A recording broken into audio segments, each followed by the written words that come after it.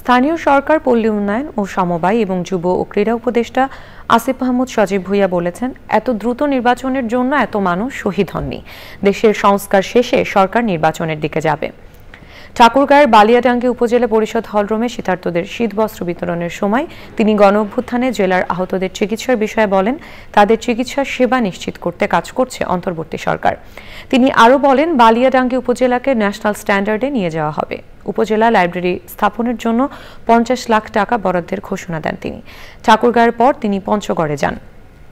পঞ্চগড়ের আটোয়ারিতে ক্রীড়াঙ্গনের উন্নয়ন সহ বিভিন্ন উন্নয়নমূলক কাজের জন্য 70 লাখ টাকা বিশেষ বরাদ্দ ঘোষণা দেন তিনি। পরে তিনি শহীদ পরিবারের সদস্যদের আর্থিক সহায়তার চেক এবং শীতার্তদের শীতবস্ত্র তুলে দেন।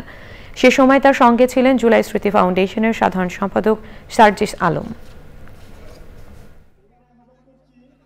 আমরা সংস্কার কার্যক্রম শুরু করব এবং আমরা জানি কমিশনগুলোর প্রায় 3 মাসের মতো সময় হয়ে যাচ্ছে। কমিশনগুলো প্রস্তাবনা দেবে, তারপর আমরা যারা স্টেক হোল্ডার্স আছে তাদের সাথে কনসালটেশনের ভিত্তিতে সংস্কার কার্যক্রম বাস্তবায়ন করে একটা ইলেকশনে দিয়ে যাব।